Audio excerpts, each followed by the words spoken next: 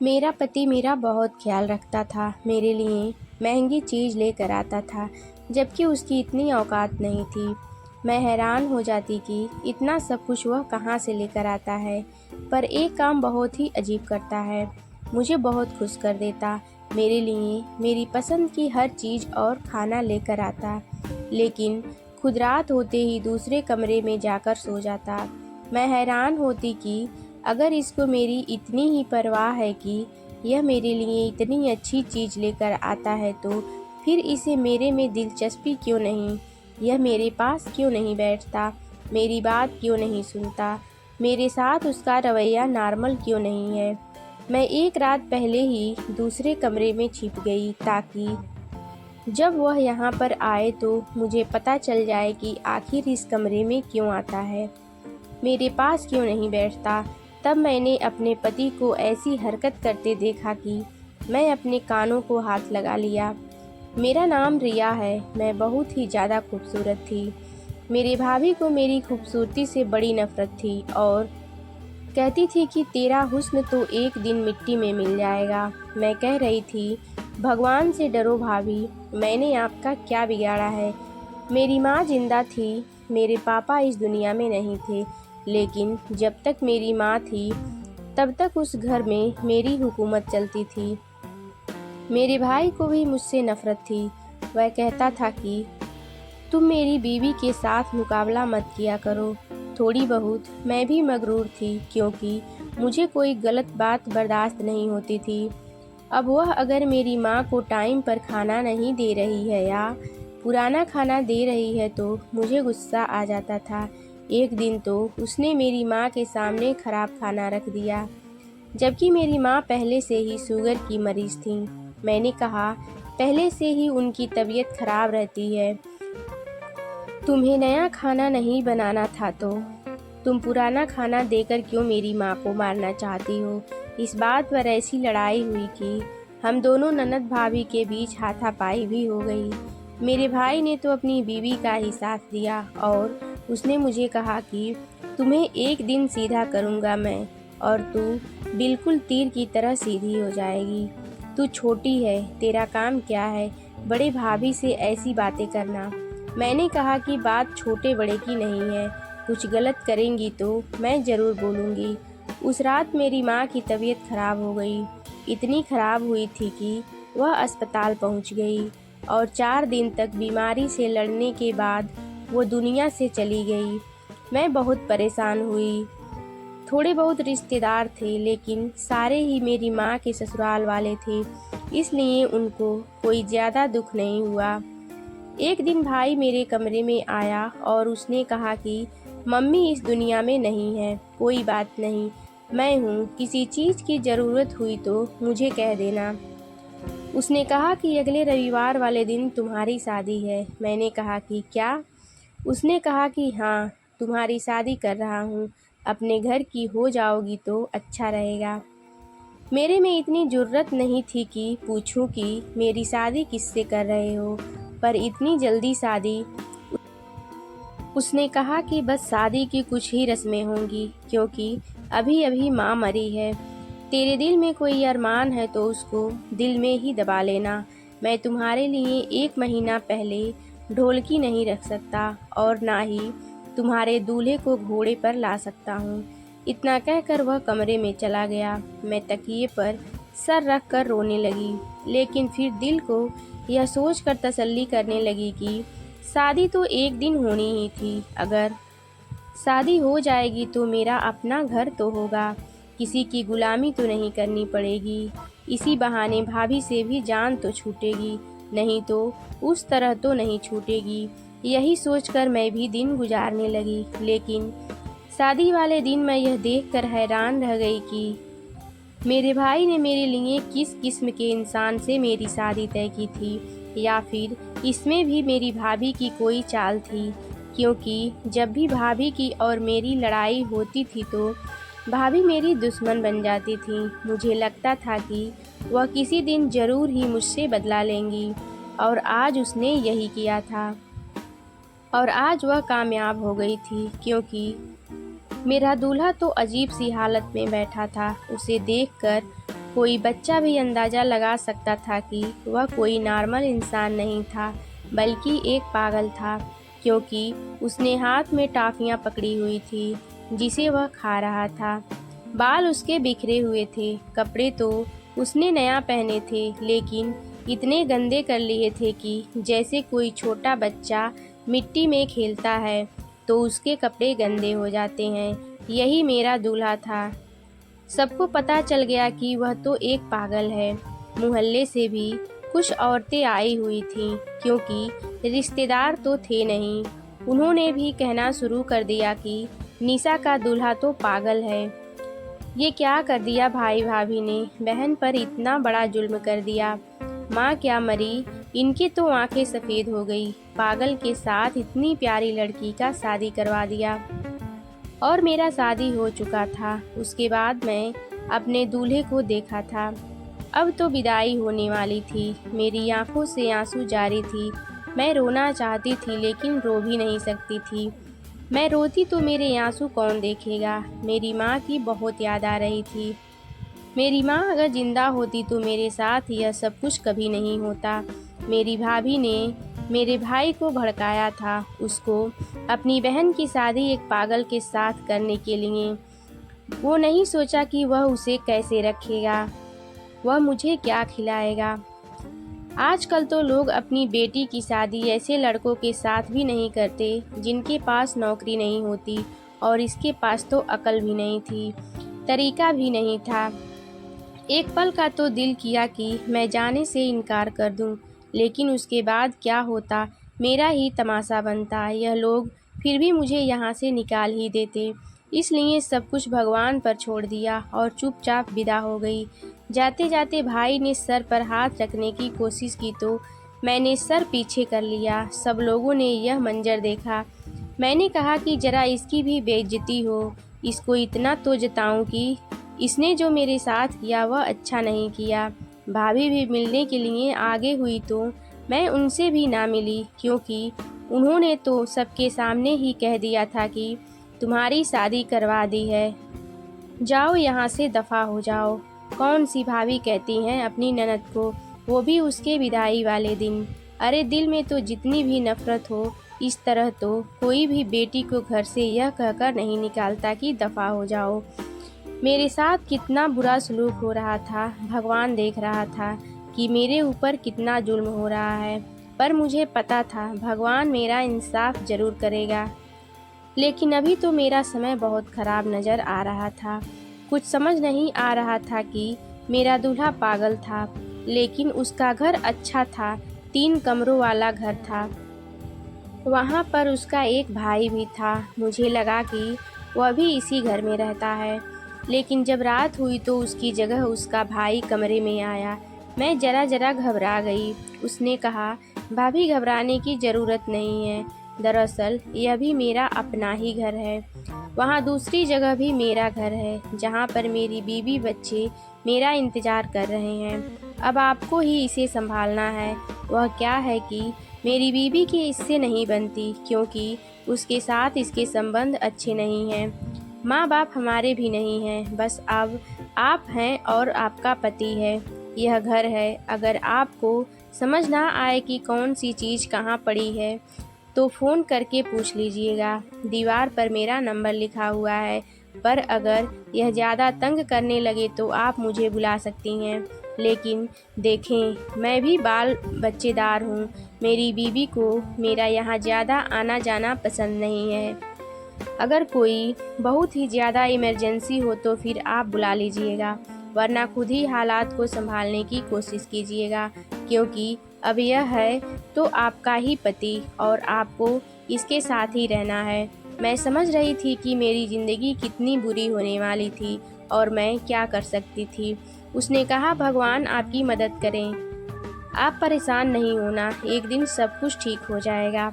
मुझे पता था कि वह मुझे तसल्ली दे रहा है, लेकिन फिर दोबारा कहा कि मैं आपको बताने की कोशिश कर रहा हूँ भाभी कि एक दिन सब कुछ ठीक हो जाएगा।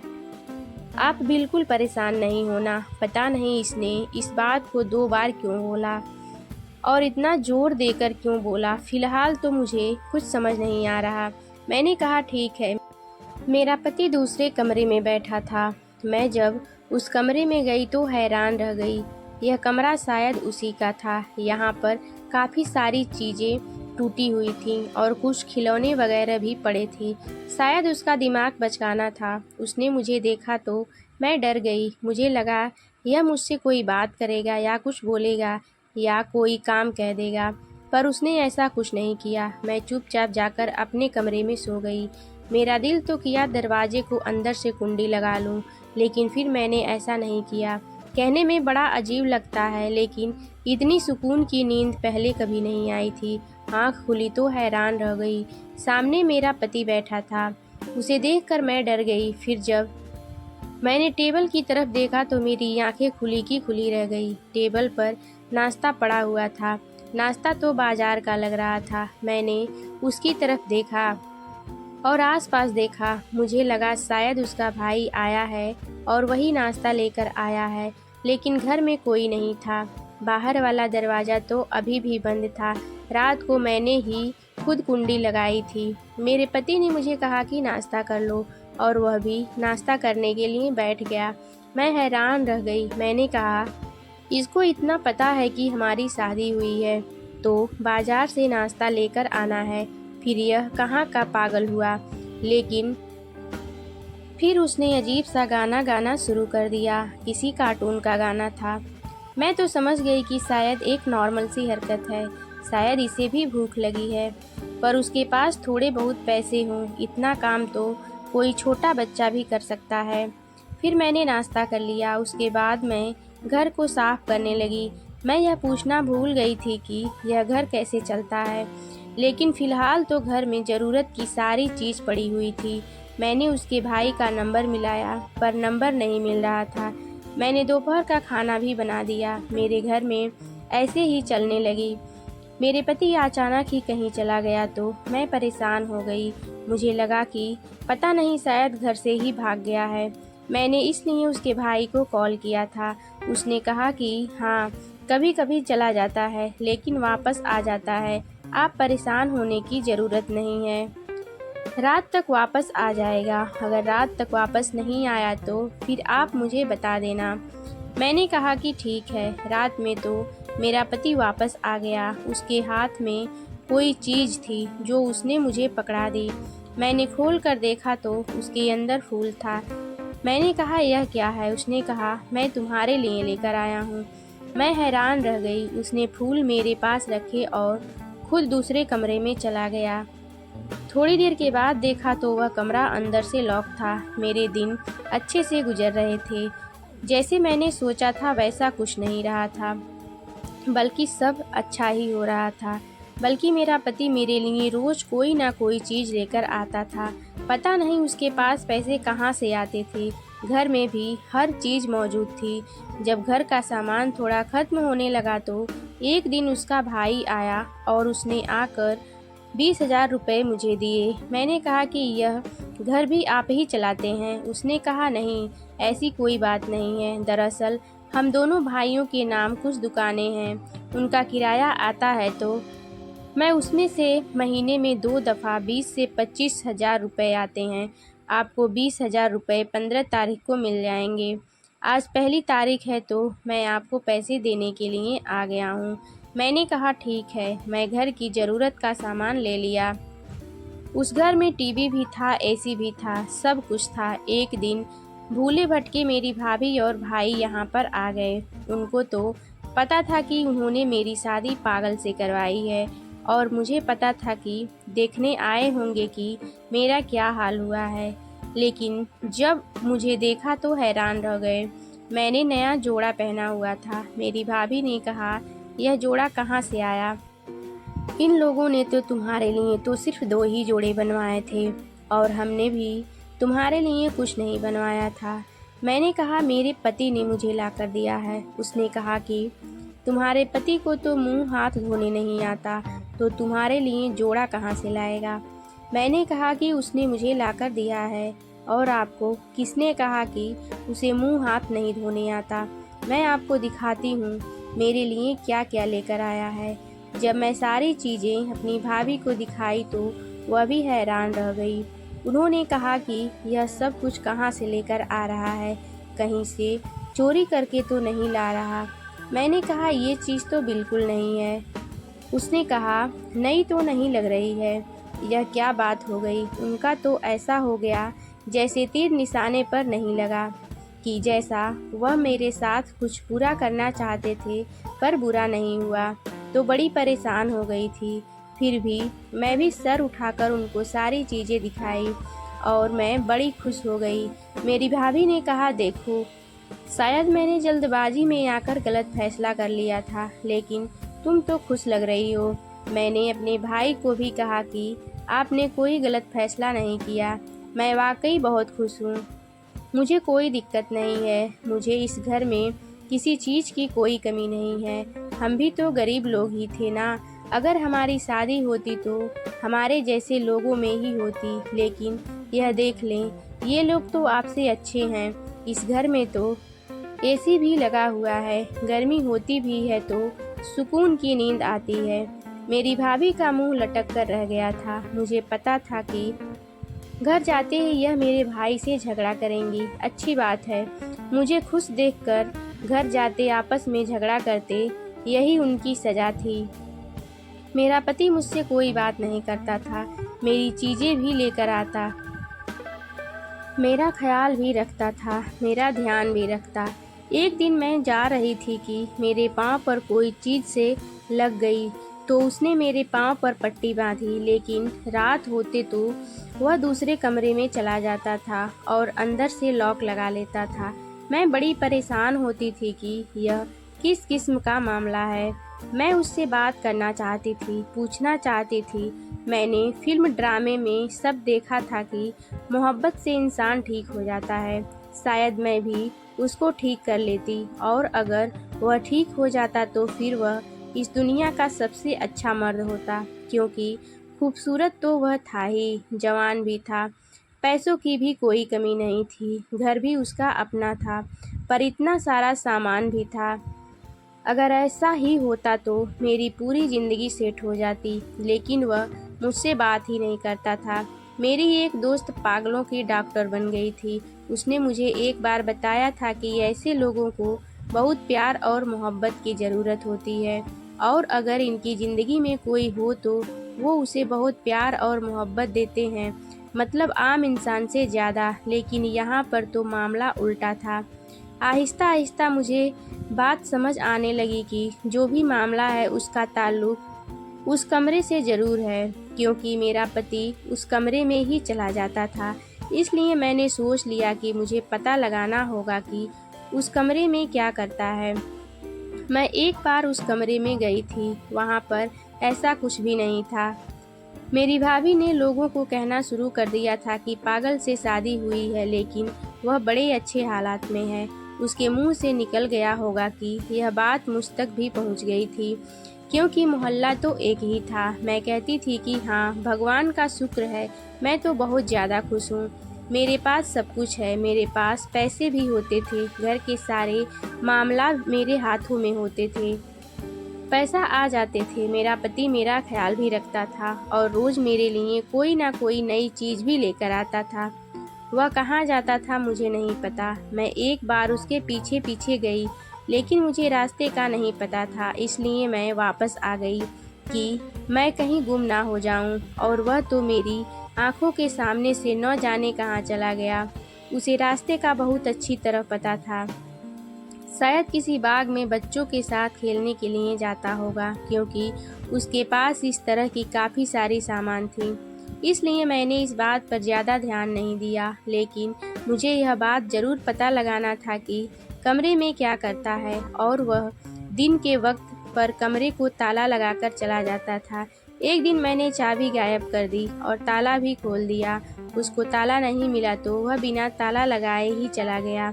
मेरा प्लान था कि मैं पहले से ही कमरे में छुप जाऊंगी, और जब वह कमरे में आएगा तो मुझे पता चल जाएगा कि वह क्या कर रहा है। लेकिन जैसे ही घर में आया मुझे तलाश कर रहा था। मुझसे कभी कभी थोड़ी बहुत बातें भी कर लेता था। उसको मेरा नाम भी याद हो गया था। मुझे मेरे नाम से बुलाता था।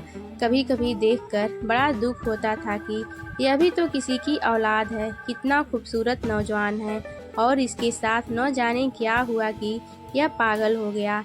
जाहिर है यह पागल पैदा तो नहीं हुआ होगा, क्योंकि कहते हैं ऐसे लोगों की उम्र कम होती है। शायद इसके साथ कुछ हादसा हुआ हो। मैंने उसके भाई से भी पूछने की कोशिश की थी और उसने मुझे कुछ नहीं बताया था कि वक्त के साथ साथ आपको सब कुछ पता चल जाएगा। यह किस किस्म की बात थी, वक्त के साथ कैसे पता चलता। एक दिन मेरे पति की पुरानी तस्वीरें मिली थी। वो शक्ल से बहुत ही गुस्से वाला और जिद्दी लगता था। ऐसा लगता था कि जैसे पूरे खानदान का सबसे खूबसूरत नौजवान था, लेकिन फिर ऐसे हाल पर कैसे पहुंच गया। कहीं इसको किसी की बद्दुआ तो नहीं लगी थी। मन में ऐसे ही उल्टी सीधी बातें और सवाल आते रहते थे। आज तो मुझे पता चल ही जाना था, फिर उसके बाद मैं देखती कि मुझे क्या करना है। कहीं कोई ऐसी वैसी बात ना हो। मेरे पति फिर से मेरे लिए कोई चीज़ लेकर आया था। कमरे में गया, लेकिन उसे महसूस हुआ कि मैं कमरे में नहीं हूँ, तो वह चीज़ वहीं रख दी। मुझे थैला रखने की आवाज़ आई थी। वो उसे कमरे में आ गया। मैं कमरे के अंदर ही छुपी थी। उसने दरवाजे को अंदर से लॉक लगा लिया और कुर्सी पर सर पकड़े बैठ गया। मैं पर्दे के पीछे से उसको देख रही थी। उसको अंदाजा भी नहीं था कि मैं कमरे के अंदर हूँ। वह सर को ऐसे अंदाज में पकड़े बैठा था जैसे लगता था जैसे कोई बड़ा आदमी कुछ सोच रहा हो। उसके चेहरे पर से अचानक से पागलों वाले जज्बात ही गायब हो गए थे।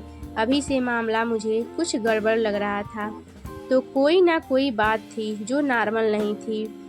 थोड़ी देर के बाद उसने अपनी जेब से एक बड़ा सा फ़ोन निकाला। मैं हैरान रह गई कि यह बड़ा फ़ोन इसके पास कब आया, और फ़ोन भी बिल्कुल ठीक ठाक था, टूटा हुआ भी नहीं था। बाकी उसकी सारी चीज़ें टूटी हुई थी। थोड़ी देर बाद वह फ़ोन पर किसी से बात करने लगा, और जब उसने बात करनी शुरू की तो मेरी तो ऐसी हालत ख़राब हुई थी, मैं हैरान रह गई। वह तो किसी समझदार आदमी की तरह बातें कर रहा था और कह रहा था कि देखिए, मैंने आपसे पहले डील की थी और यह पैसे कारोबार में लगा दें। जो मेरी किस्मत में होगी, जो मेरा नसीब होगा, मुझे मिल जाएगा। मैं हैरान रह गई थी कि वो मेरा पति, जो दुनिया के सामने पागल बना हुआ है, यहाँ पर बैठकर बिजनेस की डीलें कर रहा था, लेकिन फिर दुनिया के सामने क्यों पागल बना हुआ था और अपनी बीवी से झूठ क्यों बोल रहा था। अपने बीवी को तो बता सकता था। दिल तो किया कि सामने आ जाऊं, लेकिन फिर सोचा कि देखती हूँ यह क्या करता है। फिर थोड़ी देर के बाद जेब से काफ़ी सारे पैसे निकाले और फिर उनको एक साइड पर रख दिया। फिर दोबारा से किसी को फ़ोन किया। इस पर मुझे समझ आ गया कि वह किसको फ़ोन कर रहा है। वह अपने भाई को ही फ़ोन कर रहा था। उसने कहा कि मेरा दिल करता है मैं निशा को सब कुछ बता दूं। वह मेरी बीवी है, मैं उसके साथ रहना चाहता हूं। पर दूसरा शख्स कह रहा था कि जल्दबाजी ना करो। तो उसने कहा कि जल्दबाजी कैसी, हमारी शादी को 4 महीने होने वाले हैं। जब मेरा जिक्र हुआ तो मैं सामने आ गई। मुझे देखकर वह हैरान रह गया। वह फ़ोन एक साइड पर रख दिया। मैंने कहा कि यह सब कुछ क्या है, क्यों दुनिया के सामने पागल बने हुए हैं। मैंने सब कुछ सुन लिया है। उसने कहा कि देखो, मुझे आज या कल तुम्हें बताना ही था। मैंने कहा कि मुझे सारी बात बताइए, आखिर बात क्या है। मेरी आंखों में आंसू आ गए। तो उसने कहा तुम रो क्यों रही हो। मैंने कहा मुझे नहीं पता, बस मुझे रोना आ रहा है। मुझे बता दें कि क्या बात है। उसने मुझे ऐसी बात बताई कि मैं हैरान रह गई। उसने कहा कि मैं पूरा मोहल्ले का सबसे समझदार और पढ़ा लिखा लड़का था। मेरे बहुत अच्छी नौकरी भी थी। अभी भी मैं उस नौकरी में हूँ, लेकिन सारी रात बैठकर ऑनलाइन काम करता हूँ। मैंने कहा कि पागल बने क्यों फिरते हो।